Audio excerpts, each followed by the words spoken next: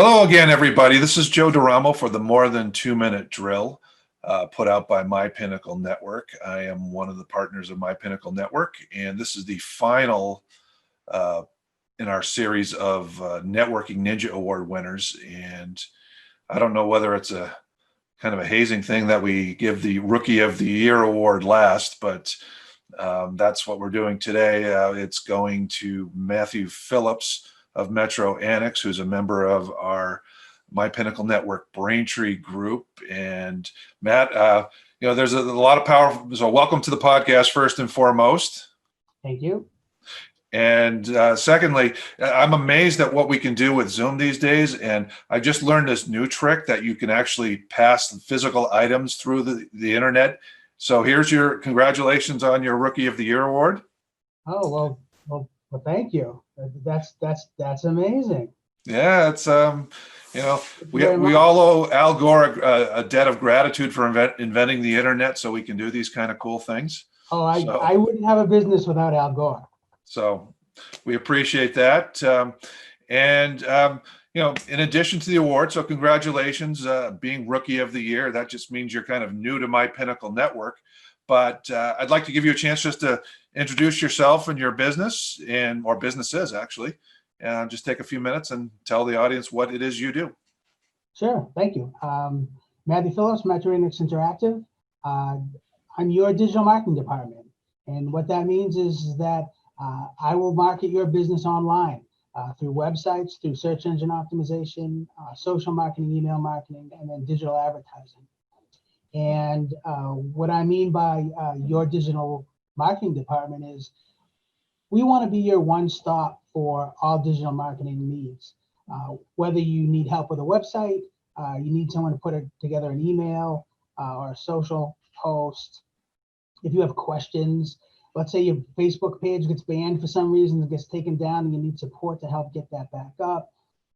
We can handle all those things, and most businesses don't have the time or the expertise to do those types of things, and they need it.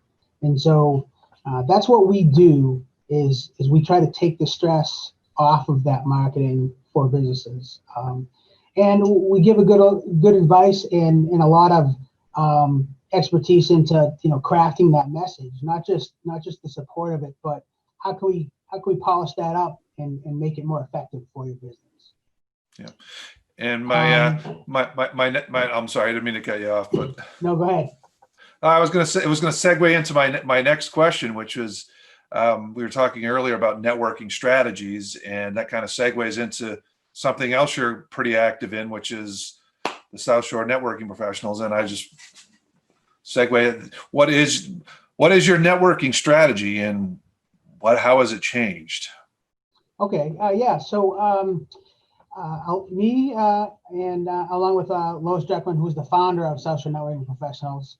South Shore Networking Professionals started out a decade ago with open networking events. Back then it was great. A lot of people showed up. You were able to shake a lot of hands and make a lot of connections. Over time, that has changed with the internet and social media. Open networking events now, with this pandemic, are out of the question. But what we have done is, we've teamed up with My Pinnacle Networks to do, to promote some webinars and to try to get connected with local professionals, provide a lot of education, newsletters, and try to be just really helpful. It's hard for businesses to spend money, nowadays. And so, just trying to be there, just trying to be helpful has been my main focus. Not worrying about the pitch, not worrying about, selling services. The service will come, I think, with making the connection. And as we were talking before, circling around with old connections, right, or current connections, not necessarily making new ones, which is difficult these days, but reconnecting with a lot of your past connections and customers has been very important the last several months. Do you have some sort of system set up or some thought process in mind? Like, oh, I'm going to call so-and-so today, or like one a day or five a week or something, some sort of system like that? I do. I do. I have my database. I kind of set it up um, like a bullseye, right? So you have segments, so if you think of a bullseye with a cross through it, right? Like if you were looking down the scope of a gun to shoot a target, right? A target. Now, the center are people that refer business to me regularly or repeat customers, more important people as far as categorizing your contacts.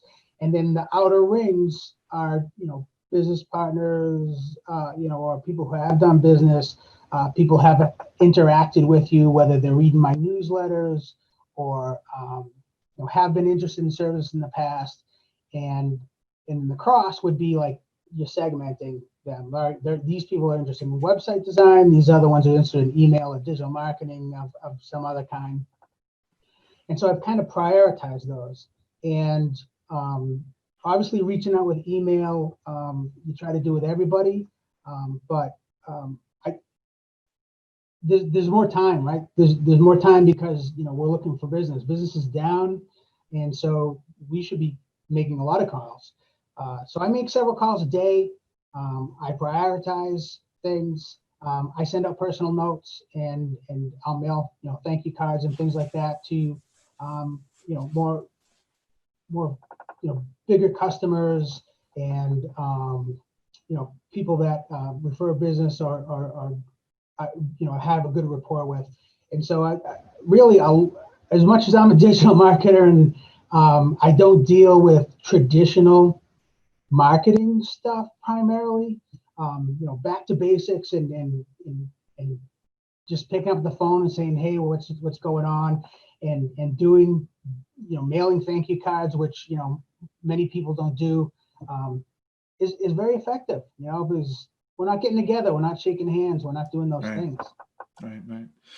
You mentioned something interesting to me as somebody who does a lot of newsletters is following up with people who have shown an interest in a certain part of your business. And I'm just wondering, how much do those reports of who clicked on what and who opened, how much does that factor into your follow-up with your current network or your current customers? How much does that follow into your follow-ups? Quite a bit. I connect with people that I know, like, and trust, and so if we have a good rapport and stuff, I might call them more often. And it's not about data, but I use a CRM system, customer relations management, for those who might not know, and I do collect that data. And I have links in my newsletters to, all right, well, here's stuff on websites and here's stuff on email marketing, etc. And I do collect that information. So I do know what you're interested in when you read my content. And that helps me, because then I can reach out to you in the next communication and I have somewhere to start. You're interested in your website, or you're interested in, polishing up your social media. And so it's a data-driven world, and it definitely helps if you can get some key performance indicators in place and do a little measuring, right? What gets measured gets managed, as the term goes. Right. Well, we could probably go into some greater detail, and I'm sure at some point we'll have another webinar about that sort of how that works in marketing, because it's been a great relationship between our networking organizations to host these webinars, and it's been providing a lot of good information. But my final question is one I can't even ask you, because I've asked all the other winners, is how do you plan on defending your title, which is Rookie of the Year, which I'm guessing you can't, but I guess what would you say to I don't know, what would you say to other networkers in terms of looking for an organization that works for them, in especially during this time? What are some things you should be looking for? I think consistency with what they're doing, and building rapport with people. You really want to see what the engagement is. There's a lot of Zooms and a lot of things that we're connecting to, and we try to do it all. And if you find that there's a lot of people who don't have live video and they just use an image or things like that, I mean, you really want engagement, right? You want to look for a thriving community, right? And the networking that we've tried to do, with my opponent networks as well as with social networking professionals is engagement in an active part in the whole thing. And that's one of the things that I would recommend is don't just go and try it all because you can. Take some time and put a little effort into work on a short list and really spend a little time getting to know the group, because ultimately you don't get business from people who don't know you, don't like you, or don't trust you. And that's what we're all doing, trying to be networkers, is trying to be known, liked, and trusted. Well, again, congratulations on the Networking Ninja Award, and there's 5 other awards, so you're in contention for those, Matt. Thank you for taking some time to appear on the podcast. Well, thank you very much for your time. I appreciate it, and thanks for inviting me. All right, and again, this has been the My Pinnacle Network more than 2 minute drill, as you can tell, and we'll have more. That's our last Networking Ninja Awards, but we're going to do some more networking pointers and down the road. So stay tuned, and we'll see you then.